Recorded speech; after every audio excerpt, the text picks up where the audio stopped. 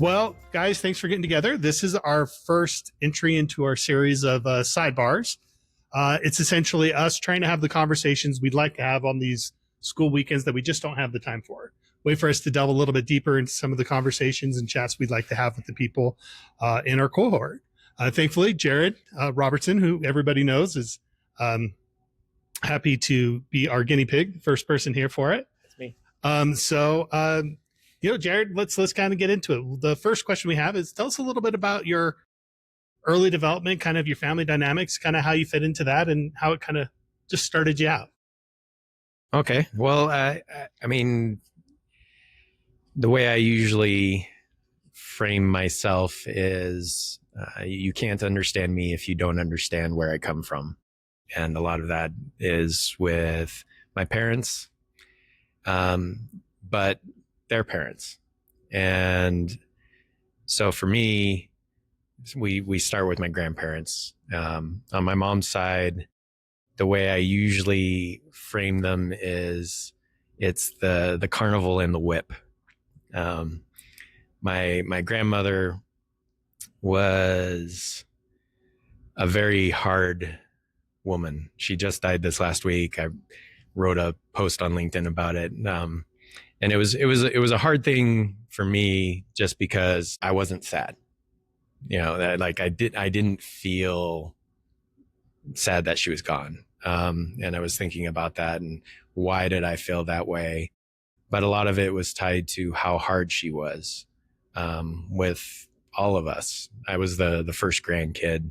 So I'm only 12 years younger than her youngest kid. So I kind of got a lot and literally whipped with the horse whip, which is not a fun thing to have. But yeah, she was tough. And you contrast that with my grandfather, who loved her deeply, but it was a totally different human being. He was the storyteller. He was, the way I usually explain him to people is if you take the movie Big Fish and combine that with Life is Beautiful. And that is my grandfather. He was always very aware of other people. But at the same time, he was, a paratrooper in World War II, saw one of his best friend's head blown off right next to him, lots of really rough things to go through. And people didn't have access to the kind of, therapeutic processes back then. His way of dealing with it was to just tell stories and to move on to something that was more enjoyable. And so he'd fabricate these realities and he was amazing at it. And to me, he's probably the only parental figure that I ever had that was someone that I really looked up to. Everybody that ever knew him looked at him kind of like as this mythical being. In a lot of ways, Dr. Abe reminds me of him, like a more refined version. But and then on my dad's side's harder. My dad's side, there was a lot of abuse, that generational abuse of every kind. And that no one talked about. Like, fun fact, my grandfather and my grandmother were step siblings. Fun fact indeed. Yeah. So, I mean, there's just a lot of really tough things that were kind of in the background there. And nobody ever addressed them. Going to my parents, I think the biggest thing that my dad did for me and for all of the kids was that he didn't pass any of that on. He was a very absent father. When I grew up, I was trying to count how many times I remember seeing him for more than an hour in a day. And most of the time it was an hour a week. I really didn't see him very often. And, he was an entrepreneur, spent most of his time at the office. He was a workaholic, and I had a hard time with that. I needed a father figure, didn't have one. Blamed him for that. But at the same time, having the opportunity to look back at those things, I was able to see what he was giving me, in relation to what he had. The idea that he was able to take me and my siblings out of that at least 4 or 5 generations worth of abuse and not pass any of that on. In many ways, as an adult, I've been able to reconcile my upbringing and kind of look at him as a bit of a hero for those things. My mom was the glue. She was, she did everything for us. And while she had not the best mother figures to go to do that, she figured it out. One thing that I did find interesting, hard, was that for a really long time, I had a tough time with the fact that she would try to duplicate what my grandfather did. She did it very wrong. So like fabricating reality can go very wrong very quickly. And so making up these things, and trying to make that be true doesn't make it true.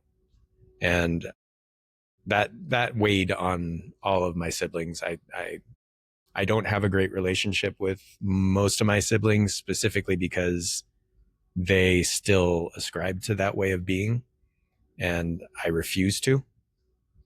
I find it really important that we look at things as they are, and then try and adjust the way we want things to be from that point. And but for the most part, they're not willing to deal in that kind of reality. So there's issues there, but that's kind of where I come from. My early upbringing was interesting. I grew up in. Before we jump into there, could I ask you a question? Yeah, of course.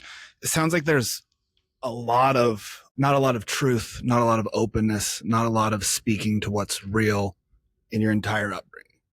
You and I have had a lot of conversations, and I find that that's the direct opposite of what I get from you. You're not scared to go to the real. You're not scared to dive into the deep things that people don't want to look at, the scary parts of life that most people stray away from. What do you think made you able to make that stark change? Because that's a very big change. Yeah, it is. And sometimes I'll look at it and go, am I doing the pendulum swing? Am I, it was all the way over here, now I'm all the way over here. And I try to, adjust accordingly. But also, and we'll talk about, I think it's tied to my life experiences. Some of them directly affected this. By the time I was 18, 19, I was broken down to my core. Like pretty much all of my history had no sway on what was going to happen next. And we can talk about that stuff, but yeah. Let's talk about that. Okay. So let's expand on that. Okay. So talk to us about that particular moment where you found yourself broken all the way down. Yeah. All the way down. Okay. So most of the viewers know that in my senior year, I had a kid, and that started this process. Before that, it was very much, I don't want to say, in the fake world of posturing, which, high school's a lot about posturing, and none of it matters. But I played the game and I was good at it at that point. I had learned over time, but by that point in time, I thought I was all that. And when that happened, and everybody left, because that's what happened immediately. My family, all of my friends, my friends' parents, they would either not return my calls, not acknowledge me in person, or they'd blatantly come out and say, I want nothing to do with you. So this was my new reality from that point on. I was kicked out of my house, my parents' house, and spent the last 4 months of high school living out of my car. It's interesting doing that, especially when you have no lifelines. I had a job, not a well-paying job, but I had a job, and it was basically enough to feed me and put gas in my car. And that allowed me to finish school. I took showers at the beach at 4 a.m. so that I'd beat the surfers and could actually shower. That was my day. They just, and then go back to my car and contemplate the new reality that was my life. And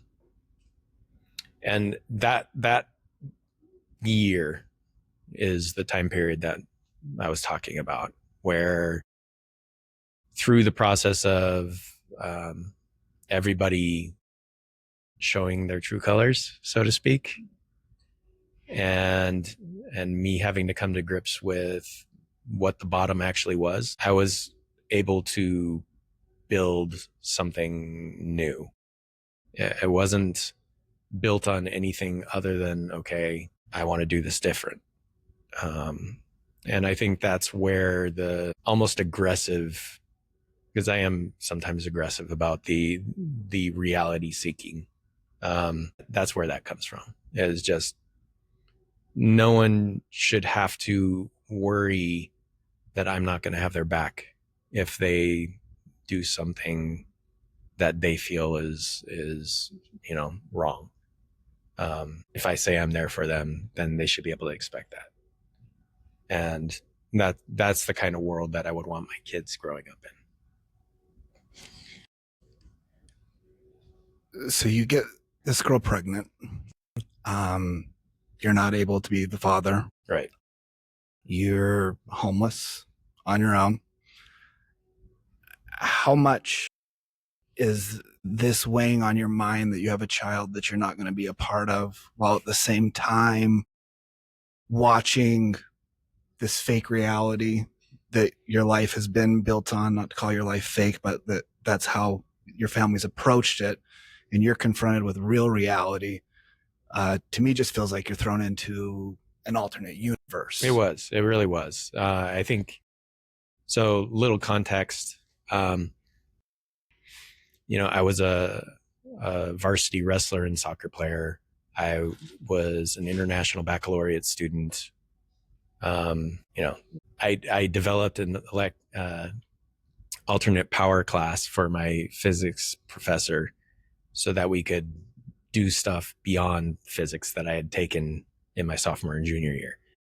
That was where I was at up to that point. Mm-hmm. And then all of a sudden, I had lots of prospects, and then all of a sudden I had none. I'm watching these people that are living that fake reality that I was in prosper, go to the, top Ivy League schools, do amazing things at, that, was amazing for an 18, 19-year-old.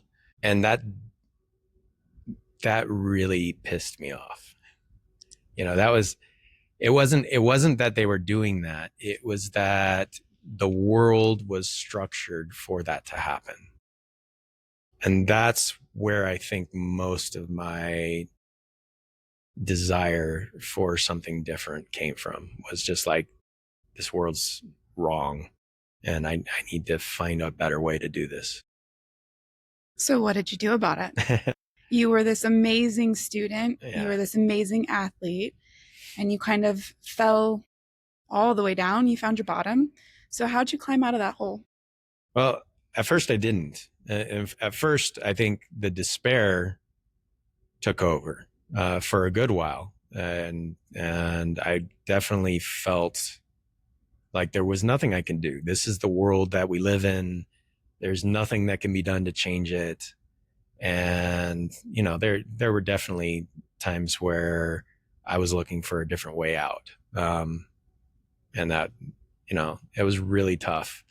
And I mentioned it to you guys before, but there was this moment where I was in a Vaughn's shopping center in my car, sleeping for the night. It was raining hard. And I hear a noise just outside the door. And,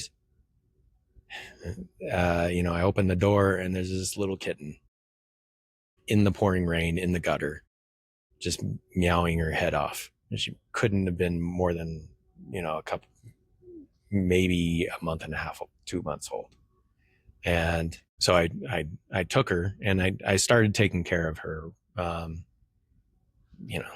didn't have a lot, but I could take care of this being. And that is where I kind of started finding my why. That's where I started finding purpose. Like, maybe I can't change the whole world, but I just changed it for this little kitten. And that started the ball rolling. Started me being able to find purpose and meaning in a world that had, all this other stuff as kind of a default. And that's probably one of the more important, although very small moments, more important moments in my life. Where did you go from there? I was trying to figure out what I could do next. I didn't have the money to go back to school for my degree. So I decided I was going to join the military and went into a recruiter's office, just blindly. I had been living out of my car, or at that point, my parents had offered me to stay there temporarily, back and forth. So I'd come back for that every once in a while. I had taken the ASVAB, and I got a 99 on the ASVAB, which is as high as you can get. Which is, it changed for me. It was a transformative moment, mostly because of how I saw everybody else see me. All of a sudden, all of the recruiters at each of the offices wanted me. I was, the top guy on their lists. It was, everybody's throwing all these offers at me. And that change from just, a week before was really drastic. And I had to recognize, I don't think I had a choice, just how important and impactful seeing someone and their potential in those kind of moments can be for that person's life, how it can change everything for that person, because it really did. It wasn't just that I got the stability of the military, which I did. It wasn't just that I found new family and friends, which I did. But a lot of it was just tied to the fact that I found people that valued me. So in an earlier conversation, you said you're kind of the golden child of the family. Yeah. So this trajectory is kind of you up top in this fall. And after the ASVAB, another climb up. And everybody's looking at you and wanting you. But did you believe in yourself at that point? It was interesting, honestly. I do remember feeling a bit of imposter syndrome. I smelled most of the time. My clothes weren't, it's like, I'm living out of my car, and all of a sudden they're wanting to throw at me these, $250,000, $500,000 education setups, and give me everything that they could possibly give me.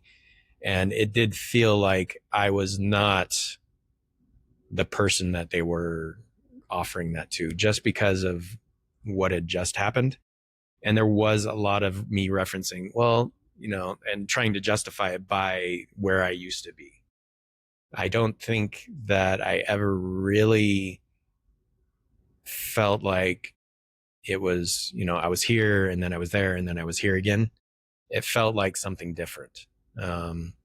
Where before I did what I had done educationally because that was the prudent thing to do with the system I was given. This felt different because I hadn't been in school for a year. I hadn't done anything for this. Not really. I mean, I had done it before. The work I had done before translated to this. But at the same time, the way the ASVAB is, it's, partially an IQ test, partially a knowledge-based test, partially a, skills assessment. But it felt more intrinsic to me. Like they're able to help me see who I really am. And that was maybe partially the sales pitches that I was getting from the recruiters. They're good at that. But also the general vibe that I had with regards to what that could mean for me in the future. So on that note, you talked about it's more intrinsic, and you're getting all of these amazing offers, right? Yeah. So did that in any way validate you? And then also, well, actually finish that. Did it in any way validate what you'd gone through up until this point? I mean, sure. It definitely felt like a validation. I also felt at the same time a very strong urge to refuse what was being validated, for multiple reasons. Some of it was that I despised the world that it came from. At that time, I was very angry. And so while I went in almost begrudging and just wanted to, like, give me a job, kind of thing, the fact that I was getting offered so much really kind of rubbed me the wrong way that way. But at the same time, like, I could use it. It was something that could help me get to where I thought I could possibly go. So, there was a bit of tension there that really kind of played out in my head, not in reality, just in my head. You mentioned purpose. What is the purpose? You talked about it a little bit too before, where you, with the cat, you started to find your purpose and kind of your will. So talk about that purpose and where you wanted to see yourself go, and then how did you sort of put yourself on that trajectory? Sure. So I didn't know what it was. And like I had said, I was kind of a blank slate. I knew that I didn't know a lot of anything. But I liked the way it felt. Specifically with the kitten. I found a home with my aunt, and she lived a nice, long, happy life. But it was just kind of the start. It was a seed that was planted, and I could feel that planting of the seed, and I wanted to nurture that. So there were definitely moments as I was going, and most of it is stumbling. You kind of stumble into a lot of situations at that stage. Maybe not just that stage, but I was definitely stumbling into everything at that point. And I didn't know what I didn't know. And when I was going into those situations, whether it was boot camp or my schooling, or my interactions with officers, I made at least as many mistakes as I made successes. And I think the difference for me was that I looked at those mistakes at that point, they were no longer stumbling blocks. Maybe because of, like, I knew where the bottom was.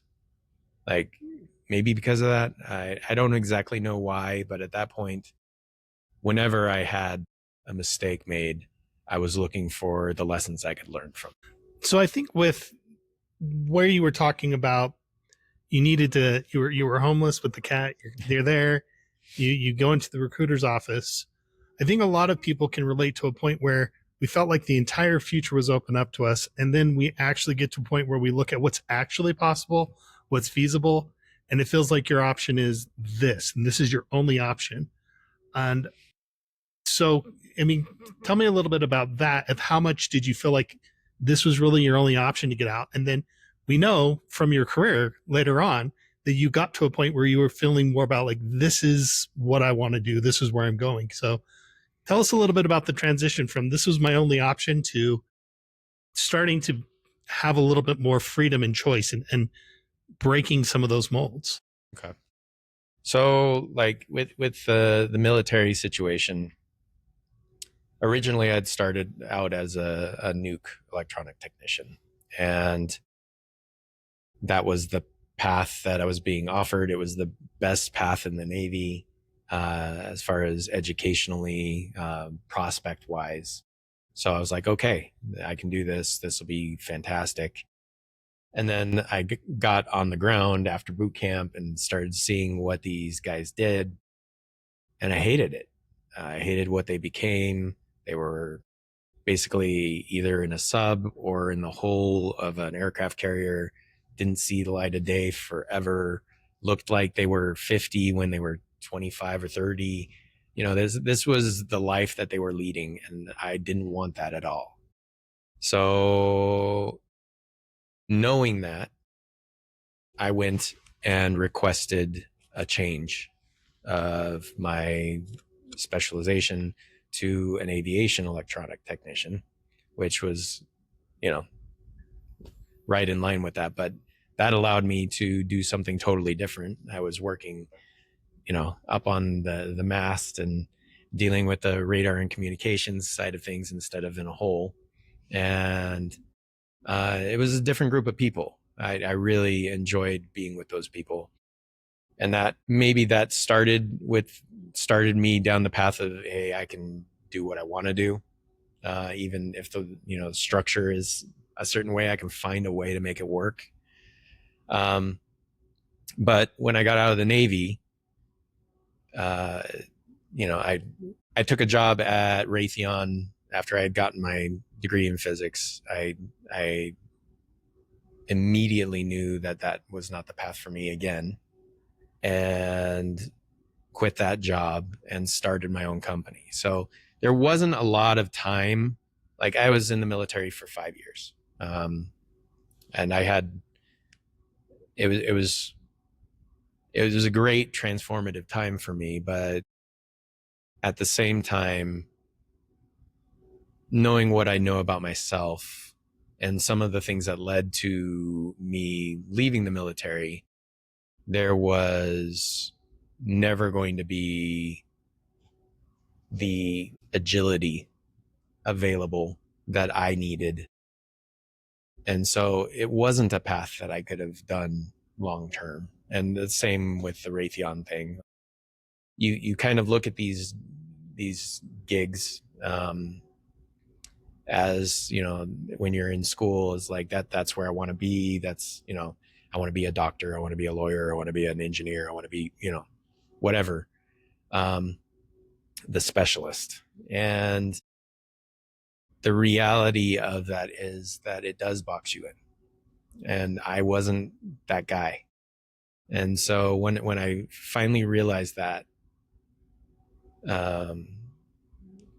I started my own company. That was where that was. We can dial back if you want, talk more about that. You made a lot of changes and a lot of ownership, not letting things kind of control you. You controlled the narrative, knew what you wanted, didn't want. You alluded to it earlier. Something I think a lot about when you've been at the bottom and you see the structures and everything is false and everything seems like it doesn't exist and you don't know where your place is in it.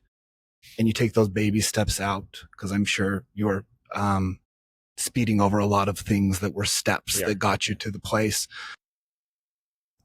It was my experience that you're no longer afraid of the bottom and willing to take the chances. Yeah. Did you have similar feelings? No, that's exactly it. I think, and this is something that my wife and I kind of butt heads on a lot with our kids.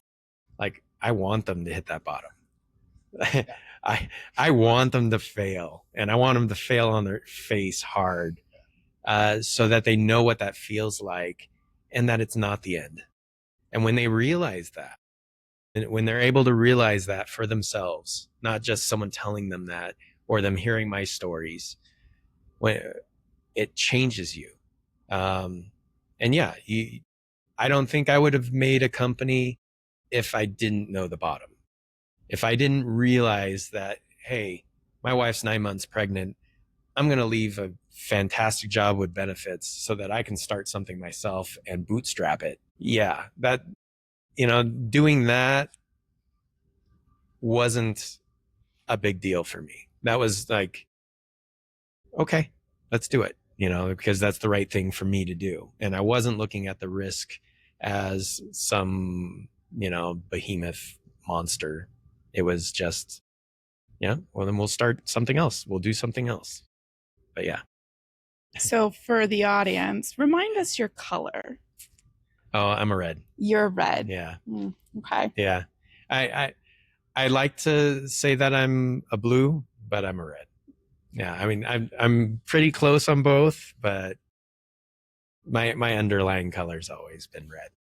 Fascinating. So with this startup company, what made you want to leave a company with benefits? Your wife is very pregnant. That's a huge leap. So as a red, you had to have some inclination that it was going to work out, because we don't do things without having all the information available to us. Yeah. So talk us through, how did you make that leap?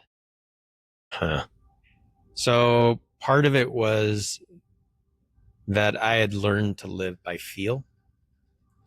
A lot of what I had been doing the last couple years before that was almost exclusively living by feel. And my gut was what I listened to the most at that point in time. I'm, we can talk about engagements and other things and all these things that happened.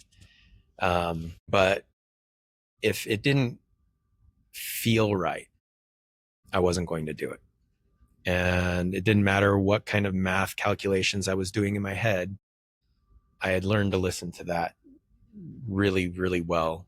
And it had gotten me through a lot of things that were really hard. So, yeah. You mentioned the engagements. So you called off a wedding a week out. You're okay. And we'll talk about that. Are also talking about learning to live by feel. You're doing what feels right, what in your gut is telling you, which signals to me that at this point you've developed a lot of self-confidence. You know who you are, you know what you want. When and how do you think this transformation really took place from this dark place that you had kind of started from? So, yeah, let's dial this back a little bit, because almost all of it happened during that period there, in between when I started my company and then going back to my 17-year-old self, where I had hit bottom, or 18 at that point. So the key moments in that time period were probably the first big one was when I was 22. I had a major accident, and I was bringing some radar equipment down from the aft mast of an aircraft carrier, and my harness broke. Fell down on the flight deck, toes, knees, head. Woke up in sick bay, and my knees were toast. Both my ACLs, MCLs, my cartilage, my meniscus was gone in both knees. And at that point, I had been playing semi-pro soccer for the Navy in a regional team. And so, like, for me, my legs were really important. That, yeah, I mean, there are a lot of people who sit all day, and maybe they could get away without their legs. But at that point, I couldn't. And it was very, very hard. But what was interesting was, as dark as that time period afterwards, where the doctors had told me I'm never going to be able to walk normally again. Like, you'll always have a limp. You're not going to play any sports. You're probably going to need a knee replacement within 5 to 10 years, on both knees. You have the knees of a 70-year-old at 22. And so for me, like, that was a check moment. Like, it still wasn't the bottom, right? Like, this was horrible. I had suffered, really, really significant loss just now, and it wasn't as bad as before. Yeah. And so that kind of started this process for me, where I was like, okay, where I'm recognizing the bottom, not just I had hit it, but being able to look back at it and say, hey, that we're not there. It's your frame of reference. Yeah. And so I'm going through that, and then the Navy's trying to get me to go through a medical discharge, and I'm saying no. I'm going to do the rehab inside till my term is up, and then I'll leave at that point and go back to school. But I had an officer that really didn't like that. He was my direct supervisor. And so he set up this trap for me, to try and, it was basically what he did was he had me go do something that I couldn't do within the time frame that needed to be done on the other side of the ship. And wrote me up on charges, sent me to captain's mast. And then I spent a month in the brig, which is, for those uninitiated, it's jail on the ship. In isolation.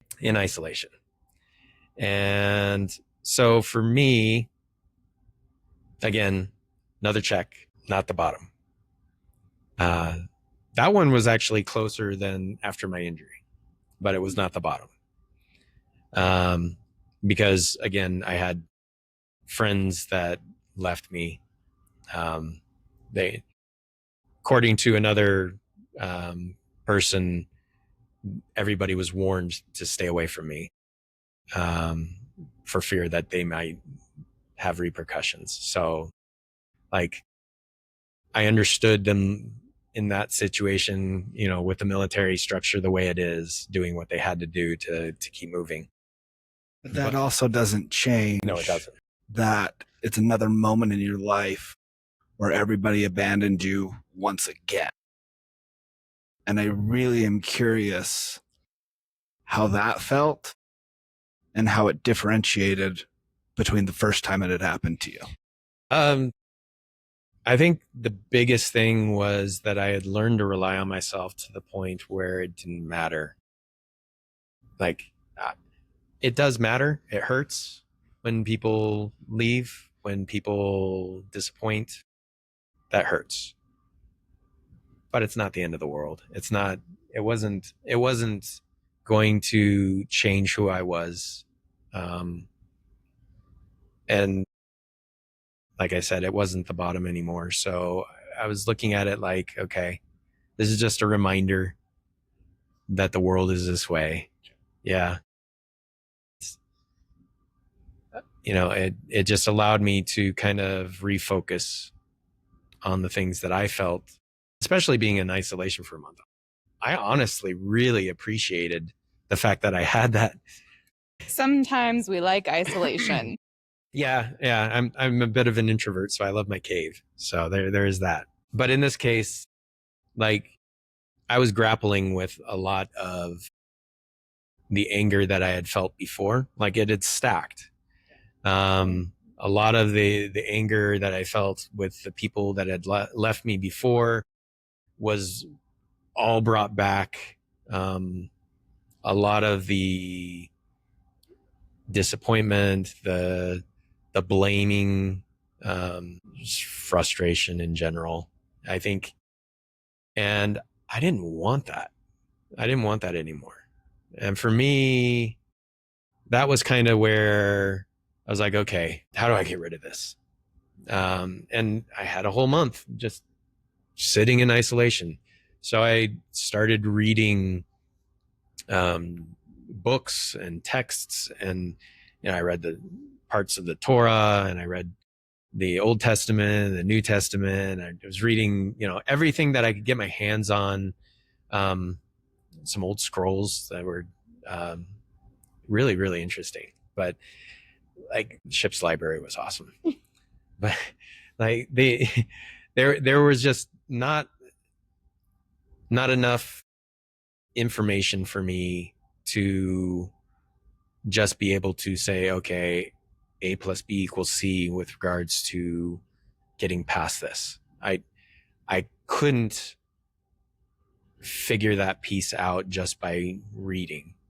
And I had grown up LDS, but because of everything that had happened and the shunning I had, like, I had vowed I would never ever go back to that. Like, you guys are a bunch of liars.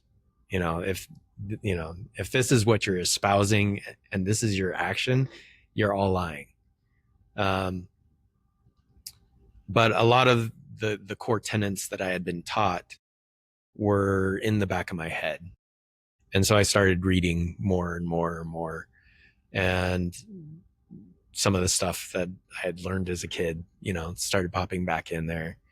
And I found that regardless of any religious dogma, the idea of forgiveness was key.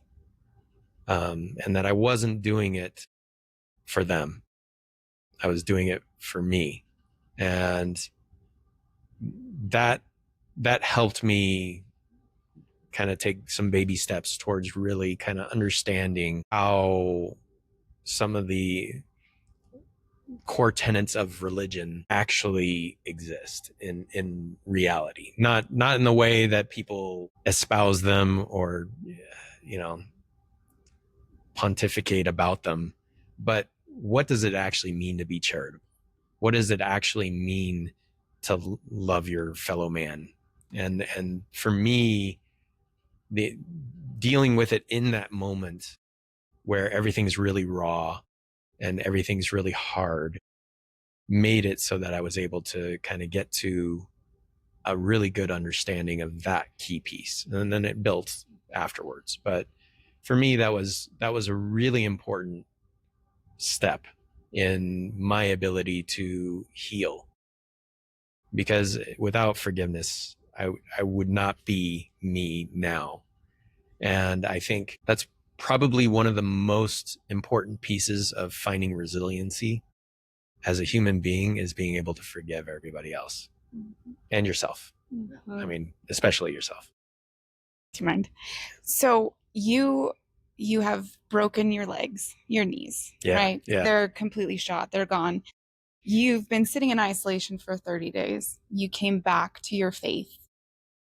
I'm assuming you got out of the brig because here you are, right? Right. And you can walk again. So walk us through all of that challenge, because having been in physical therapy myself for knee problems, Yeah. it's not just something that you bounce back from. Nope. And you're talking about resilience, Yeah. and that is something that you definitely have to have. So this is a new skill for you, this resiliency. I mean, you've always had it, but I think now you're kind of more cognizant of it, perhaps. I'm also owning it at that point. Yes, you're owning it. Good. So at that point now you're recognizing it. So then how did you like almost exercise that muscle of resilience as you moved forward? Yeah, I think in general, so towards the end of the 30 days, the ship's lawyer figured out what had been going on. And I was, all the charges were dropped. I was helicoptered off the ship as we were going off to a 6-month deployment so that I would not be in that environment anymore, and sent back to shore for intense rehabilitation on my knees. So blessing, it was an amazing quick change. Like it was 4 a.m. I get told all charges are dropped. 5 a.m. I'm off the ship. Which also kind of sucks because I have no pictures of all my time in the military up to that point because they were all on the ship. So yeah, but it is, I think that gave me another reset. There was another opportunity for me to figure things out, another opportunity to test my resiliency. And so I was, given my physical therapist, I had a daily regimen. I took it to task. I went 3 times as often as I was told to. They kept telling me you're doing it too much. And I said, yeah, right. Yeah. Like you start to learn the difference. And this is physical and emotional and mental. You start to learn where the breaking point is, where you're doing harm to yourself when you're pushing, right? And there's that line, and you have to go up to that line multiple times to really figure out where that line is. And I was doing that regularly. Cross it once or twice. Yeah, right. So yeah, for me, that was with my knees. I would push and push and push, and it was always either 2 steps forward, 1 step back, or 1 step forward, 2 steps back. Sure. And I didn't care. It didn't matter to me that all my doctors said it was futile. It didn't matter that, whether or not there was a end result that was successful or not. It was that I was going to do it because my gut was telling me that I should be doing that. And with regards to, how long, it was probably 6 years of rehab, to get rid of the limp. And I didn't play soccer for 6 or 7 years. And even when I did, it was interesting, I've always had to keep my pride in check. I actually keep a pride journal. This is one of my daily things that I do. So, I have a journal that's just about pride, and I write in it anything that I was thinking about or doing during the day that was me being prideful. And I try and check myself on those things because I know that that's an issue for me. But soccer, being good at soccer, was a pride thing for me. And I didn't want to go back to playing if I couldn't be the good soccer player that I was. So this was a big issue. Even after I had done the physical therapy. It's an identity shift. It is. It was major. It just hits your identity and you don't know who you are. That's right. So like part of me was telling me I should just move on to something else. You know, everybody else was saying that. So I didn't want to listen to that part. And there was just I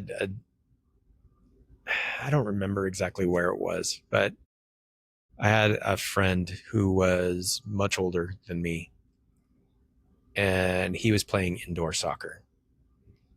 And, you know, he used to play in college, but, you know, he was probably in his mid to late 50s at that point, overweight, but he was still out there playing. And I took a lot of what I saw him doing and tried to apply that to me. Like, okay, I'm not going to be out there doing the crazy slide tackles and, you know, maybe I'm not the number 9 center forward anymore, but you know, I can still play. And when I made that transition, or as I was making that transition, I found the why for me continuing playing. That wasn't, you know, I'm amazing. It wasn't my pride anymore. It wasn't that, you know, I can do all of these things. It was, this is fun. You know, this is, you know, and, you know, it's good for me. It's bad for my knees. I had ice baths every night, but you know, it was good for me. It was good for my soul. It was good for, you know, my cardiovascular. I wasn't going to run if I wasn't chasing a ball. So now I had an opportunity to run. Yeah. I think you can get my head out of the pain. So, and that, you know, yeah, that was kind of big. You said something earlier and I want to pull it back because it struck me. When you're talking about finding your faith in the brig. You know, I've had experiences where I've had to rethink the things that I was taught, rethink things that I was told I would never do, question my reality, rebuild it, find it. And it looks different for everybody. Mine didn't turn into faith. It was something different. How important do you think it is that people are conscious of their programming, conscious of their beliefs, conscious of how they move through the world to success? I mean, that's everything. It really is. Whether you're talking about religion or you're talking about the university you go to, or, you know, just family traditions, there is dogma everywhere. And you need to be cognizant of it. It's an important aspect of our ability to change our reality is to be aware of what is real. And these are things that are real. They're, you know, as real as you or me. The way the world operates in these systems is the way it is because of, you know, the way human behavior works. It's not accidental. And so when you talk about, I don't even want to say finding your faith, but we're all on our own journey, right? We're all cruising down the road of life. And that journey is everything. Being aware of where you are right now is everything. It's not just, you know, some endpoint that you want to reach, which I think is the lazy man's religion. Doesn't matter whether you're talking about science or you're talking about Catholicism or LDS or whatever. It doesn't matter what it is. It's lazy to just focus on the end goal. It's really important that you really keep mindfulness about where you are right now and keep that. The way I usually talk to my kids about it is like, you're a sailor, you know, and you have a bearing and a heading, and you have, you know, somewhere on a map that you're trying to reach. And that's really what life should be like. You are needing to focus on your bearing and your heading, not that end goal. You'll get there if you stay focused on those two important pieces of that. That's don't. Yeah. Typical Navy. Yeah. Right. Yeah. Well, I'm actually, I love sailing. That's one of my loves. So yeah. So one of the things, and kind of just to summarize a little bit, you didn't have the greatest, situation getting out of childhood. You were wronged. In a way, you definitely felt that way. Yeah. Produced a lot of anger. Yeah. You go into the Navy, similar situation. There's a lot of that. There's a lot of anger and bitterness that could have gone through, but you've come through that and learned, like, no, I have a lot of control over this through the discovery, through the reading, through the self-contemplation. Yeah. And talking to us here, like, I think we all agree that sometimes when you're doing that, those lessons, for a lot of people, I think, come much later in life. For me, it came much, much later in life. I wish I would have learned that, when you're wronged, you can forgive, and it is actually for you, before I was in my, late 30s. There's sometimes that comes with the confidence that you have in yourself. You understand that, yeah, I was wrong to have to forgive, but sometimes you're like, well, no, maybe they're right, because you doubt your ability to believe in yourself. You let those wrongs fester. So my question there is, now that you've kind of gone through that, you've come out of the Navy, you've gotten to this business and these lessons, I feel like those hardships gave you a little bit of a head start. And that's why you said, I'd love for my kids to fall on their face earlier. Yeah. So that they can have that same experience to be able to be better. Yeah. Sooner. So, again, talk to us a little bit about that formation of your business, kind of what that did and how that set the standard for how you set your business up. Okay. So I had no good model to build my business off of. My dad was an entrepreneur. Part of the breakdown of my life coming into my senior year was that he lost everything when I was 16. And, to put it in perspective, he had built a very large business empire at that point, and going from that to nothing. So that was kind of like, that was really traumatic on that side of things. But at the same time, I realized that he had been doing business the wrong way. Like I had mentioned, he was a workaholic. I didn't see him very often, but when I did, he was just absolutely all about that to-do list, that checking things off and moving on to the next thing. And the faster he could iterate on that list, the better off his day went. But it was never ending. There was always something else to be done. And I didn't want that. I didn't want that for me. I didn't want that for my family. I didn't want that for my employees. So I started experimenting. And that's really the first 3 years I was working 100 hours a week. That I knew that it was necessary for starting the business. It was just the way it was going to be.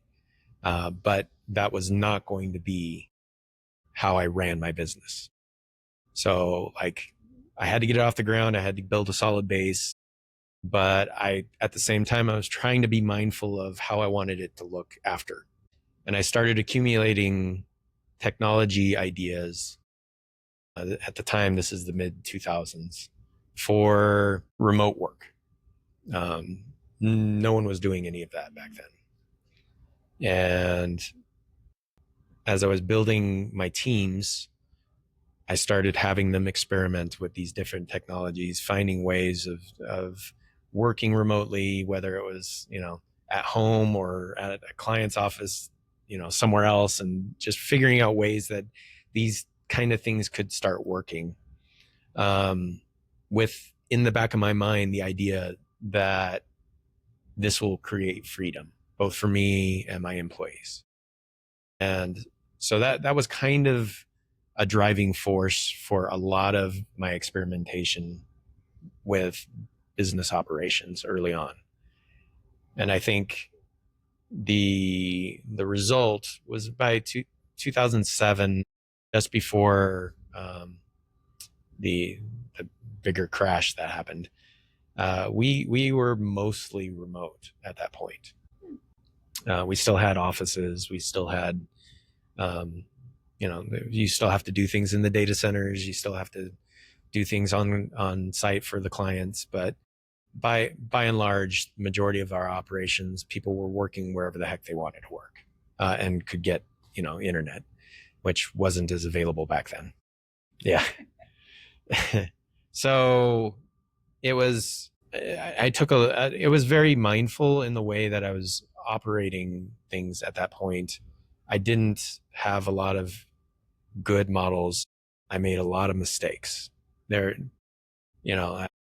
I've apologized to my initial crew, I don't know how many times, about the horrible boss that I was. Like, I mean, I had the only business structure that I had ever known was the military, really. And so, I had I didn't want to bring this up. So I had one situation with one of my core guys that I had, he was running his team, and they had made a big screw up, and he had a panic attack while he was talking to me, and I yelled at him.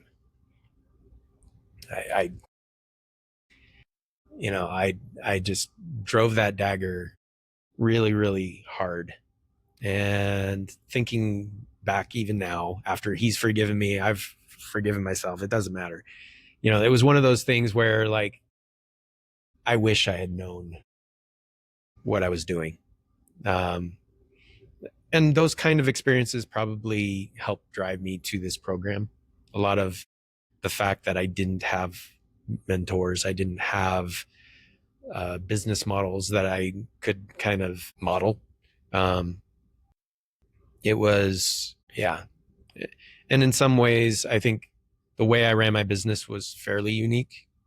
I don't know a lot of businesses that didn't drive their business based on sales. And I didn't know why I was doing that. I just knew that it felt right. And, coming out of that, looking back at it, I'm able to say, yeah, that was really smart.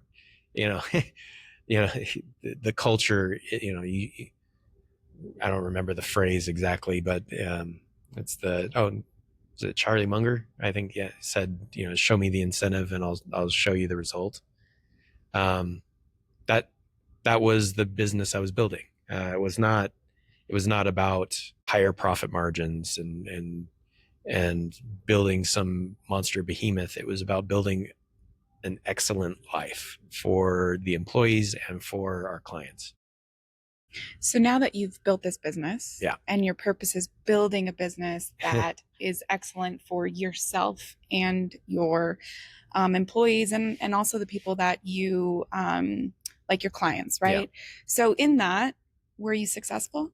I was very. I think most of my clients usually would comment at some point in time that we were a breath of fresh air. Just because of the way we approached things, it was like we were a part of their business. And they never worried about trusting us. It was never a question, because often I would tell clients at my financial detriment solutions, or tell them no when yes would have been easier and more financially viable. They learned to trust us as part of their businesses, and that went a long way. Doing our econ class now, you probably don't find the numbers to justify it, but the trust value does justify it. The confidence that they had in our capability is there, and that makes all the difference. feel like this kind of leads back to you as a human, right? So we've talked about you're all about honesty and trust. But if you had to choose like 3 words that encompass who you are, have you ever thought about that? What your No. 3 words are? No. Not to put you on the spot, take some time. Yeah, we'll come back. But it's to very that. curious. A lot of people have, the 3 words that they kind of live by, Yeah. right? And you can see you have all of these gut emotional responses to things that have led you through your entire life. I'm assuming up to this point, Up to right? this point, yeah. Do you still have the business? So I sold the majority of the business during our EMBA. So recent. Very recently. So I had been looking at it for a while. Part of it was that I had built myself out of my business. It ran so well that I wasn't needed. And when I tried to re-inject myself, I just got in the way. And more than that, I didn't feel passionate like I had before for the work. And that started me down the path. That was probably 2018, 2019 when I started realizing it. Started experimenting with other businesses, other opportunities. I got a gut punch recently when one of my other businesses, one of the things I had experimented with was, this is a little sidetrack, but we were trying to save 4,400 coal worker jobs out of Millard County when the Delta power plant was basically being turned off and transitioned by the California conglomerate that bought most of the power. We went to the Utah State Senate. We figured out a plan. They were going to sell us the power plant for $1 and then allow us the operating rights to basically, what we did was we created a data center on site at the power plant so we could get around federal regulation. And it was going to be all Bitcoin mining and machine learning, which was what we were starting with there. And that was going to fund the retraining of the 4,400 coal workers because they were going to be displaced either way. So that was the original setup. We got through the data center approval and building, and the initial phase was working, but the California conglomerate ended up kicking us out. And the recent gut punch that made me bring that up was that now they're building a nuclear power plant down there. So like all these people that have been out of work, it could have been avoided, and there would have been plenty of opportunities for them to just roll right into the new thing that's happening there. And yeah, so anyway, that was sidetrack. Sorry. So one thing I've noticed about you since we started this program, and I don't know if this could be one of the 3 words, I have found you to be a very selfless individual. I have found you to care very deeply about others. Multiple instances of me reaching out for help. You've always been there. I know many others have that same experience of you starting the enrichment club, wanting everybody to get more out of it. If we pull that all the way back to you having a child and not being able to be a father, how much do you think that contributed over your life to this deep care that went from a kitten to the people you're serving with, to your employees? Is it conscious, unconscious? How big is it? I mean, it's probably 70-30, 70% being unconscious. I like to say I'm mindful, but I'm not mindful of everything. And in these cases, or I guess I'm mindful of not being mindful. But in these kind of cases, it was definitely in the background. It was always like, I failed him. I don't want to do that again. I didn't like the way that felt about me, not about what I had done. It was just how that felt, how I felt about me because of that. And sure, there's definitely some of that.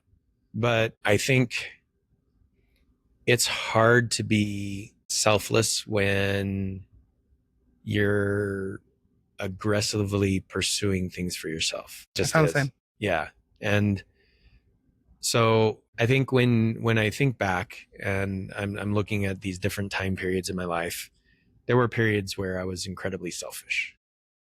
And most of those times were when I was being scrappy and trying to pull myself up, whether it was, from being in poverty or, whether it was from trying to build a business, whatever it was, those were incredibly selfish times. And I was not capable of being selfless at those points in time. So if you had known me then, you probably wouldn't say that. Like, I get that. I appreciate it. I would interject though. If you don't, I will.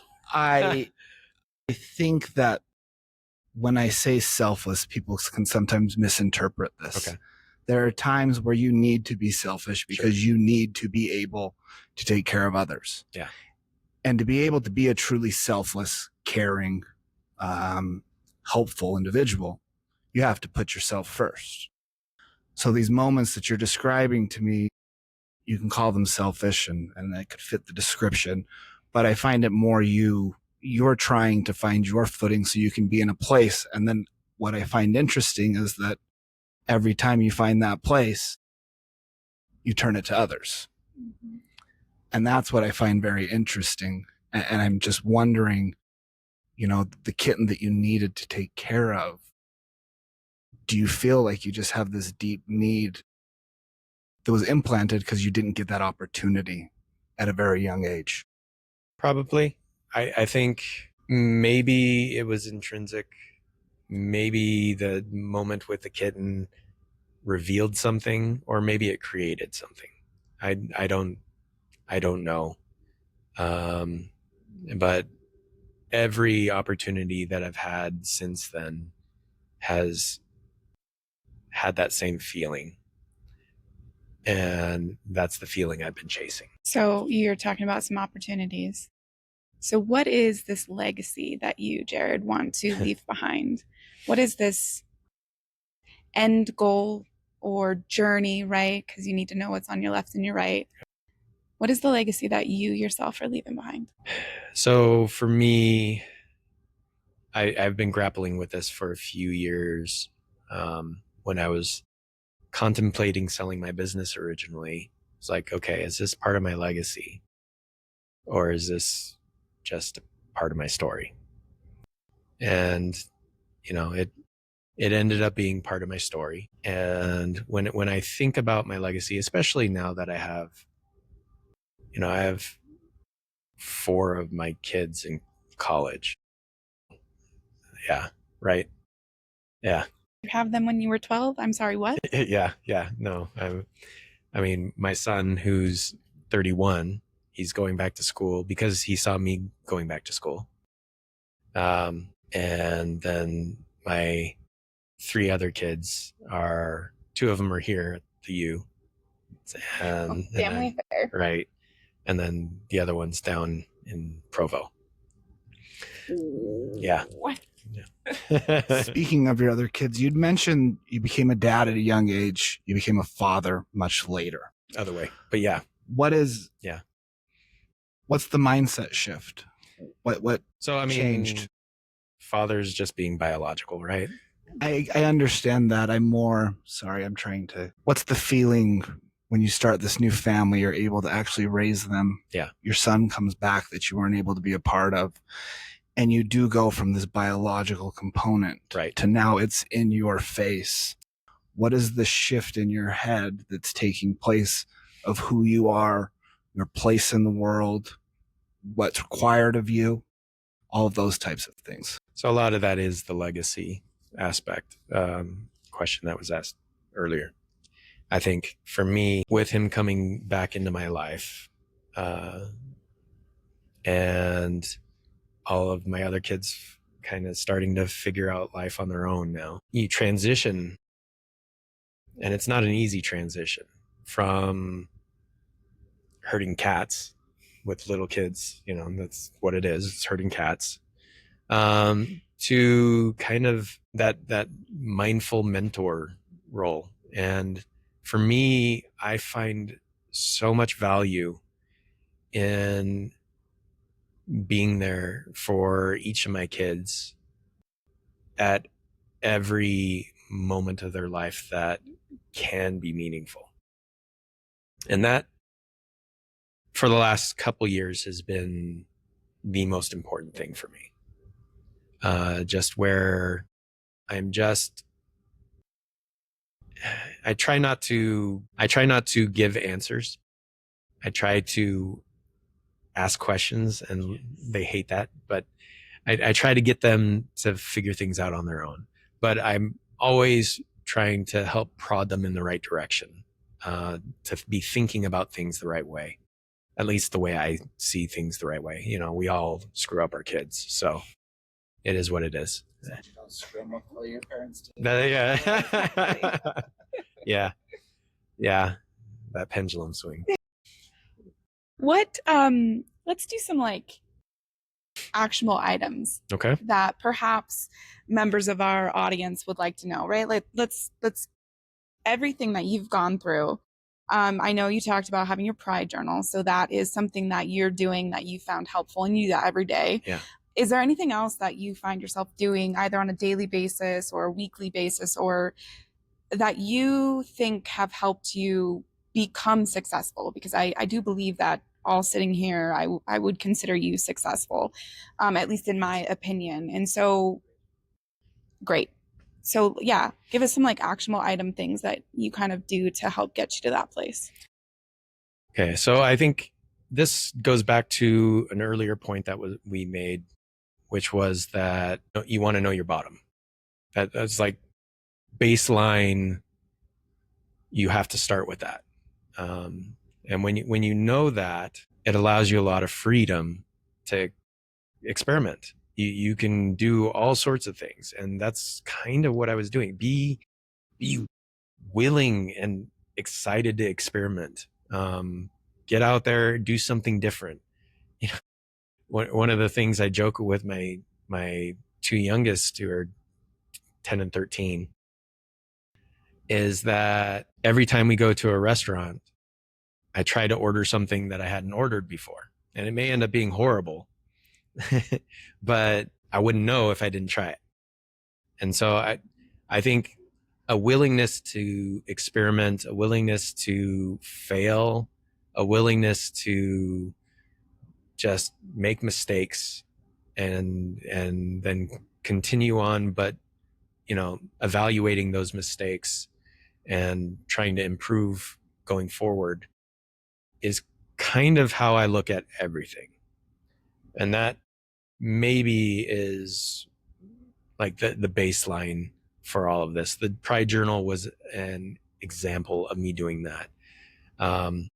Me becoming a California Master Gardener was an example of me doing that, where I found that I loved just spending time with fruit trees. Like I had never been really around them very much. My parents didn't have them. It wasn't something that was a thing for me. And then I got some, and I did a deep dive and got really excited about this. And so when we bought our home in Vista, California, which is San Diego area, I bought it. It was a couple acres. It was very steep, rocky areas. I had a vision in my head of building this amazing orchard that was it maintained my family on its own. Wow. So it was nuts. It was fruit and all of these, we had the vegetable garden, but I didn't care about that so much. We had aquaponic garden. So we had some fish that were like feeding these things. So I had all these things that I was working on. I terraformed basically the entire landscape so that I could have this thing for me and my family. And it was really just kind of me experimenting. And you have to find those things. It doesn't have to be your job. It doesn't have to be, and probably shouldn't be your job sometimes. Like if I had been a farmer, I probably would hate doing that stuff. It just,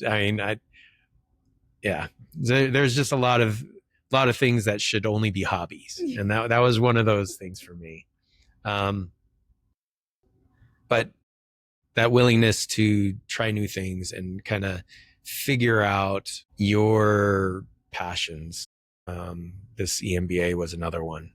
Just I came in telling everybody, "Hey, you don't know what you don't know," and that was me saying this is a whole area of business management that I never really tapped into, and so I wanted to do it. That there was the opportunity to go and get a doctorate in data science. I moved away from that because that was kind of the same thing that I had already done, and I just didn't want to be an engineer again. I know. Some people are fantastic engineers, and my passion was just not there anymore. And so I found this program, and it really spoke to me. So and that's kind of the club was another thing where I was just kind of first principles, looking at what we needed and saying, okay, this isn't giving us this. How can we make it work? And that was, experimenting with it. And, you guys coming up with this podcast was, just me kind of like, hey, you guys do the same thing, they figure it out. I think, and it is awesome. I think this will be great for everybody. So yeah, I try to do that with my kids. I try to expand their horizons without being the one pushing them to do it. Just kind of like, if I can do it as a talisman, that's best. Hey, I'm out here doing this. It's uncomfortable. It's hard. I could be on a beach in California. Instead, I'm here in Utah, in the middle of winter or whatever. There's all sorts of things that I could be saying, but I'd rather them figure it out on their own just from my actions. And then when that fails, I try and do the prodding questions and try and get them to figure it out that way. Yeah. I was going to say, I most of what I can say really just mimics Colin and Carrie, you said, but that you bring something to our cohort, to this group, that attracts people to want to talk to you, to listen to you. You said some great things that have helped me throughout the 8 months that I've been here. I think we've all gone through a lot of immense. Has it only been 8 months? I don't even. Well, I mean, you take the breaks out since August to now. Okay. Everybody came to this program for different reasons. Some people came because it's the most convenient schedule and they want an MBA. Some people came for the personal change, the personal growth. Some people came for, I don't know, there's about a dozen different reasons. One of the things that I think has made this program and our cohort and things go well has been kind of the easygoing attitude with regards to the enrichment program, that you're kind of open. What else do we need to do? What can we do? How do we grow this? Seeing that, going with that gut feeling. And it's kind of helped inspire me and Colin a little bit to say, there's ways we can help and want to do this more. And as soon as we open that, Carrie said, yeah, let me get in there as well. Mm-hmm. So, we want to thank you for bringing that, because, I honestly don't know exactly how things would set without you in here. So we're glad you're here. But, to try and tie a lot of this together,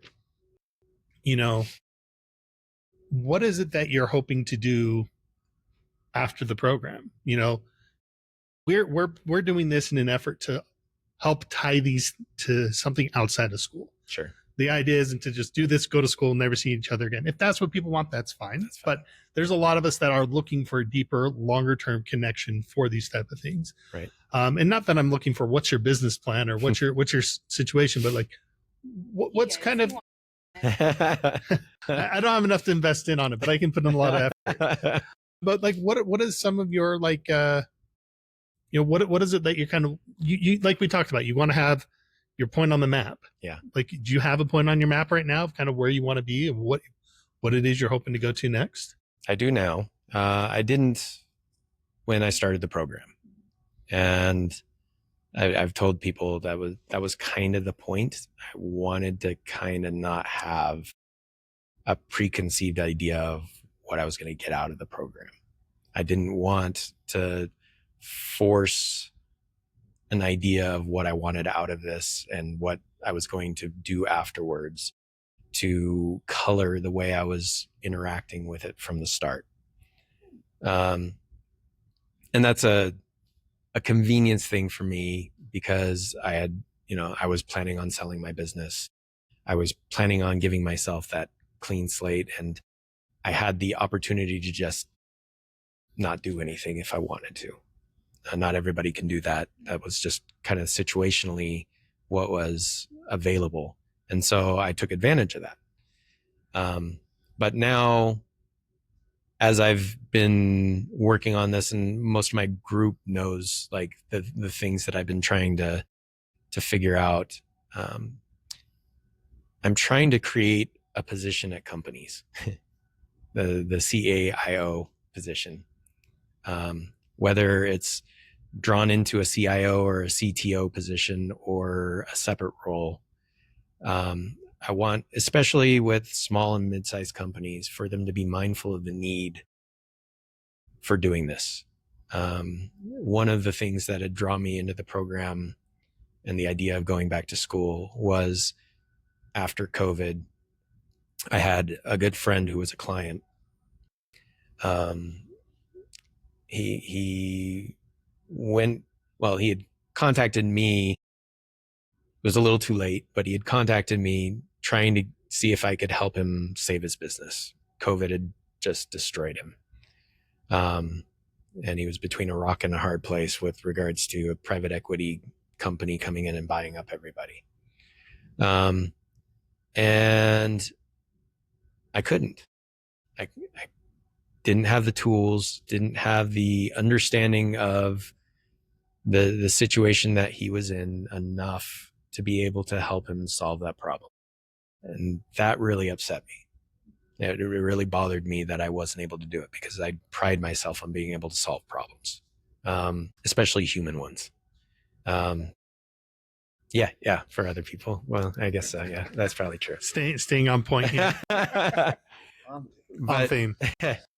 Yeah, and I think looking at where things are going, this is the biggest change in industry that we'll see in our lifetimes, probably in the last 6,000 years.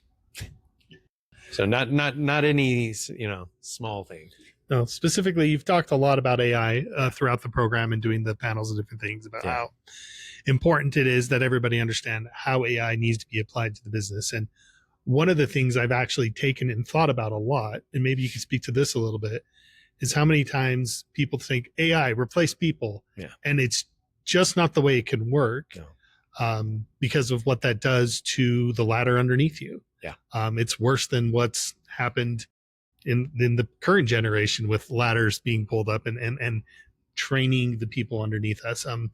So, I mean, a little bit with that's another kind of philosophy that stays on theme with you, is that the reason we need to develop AI is to be able to ensure that there's a hand extended to the people who are coming after us.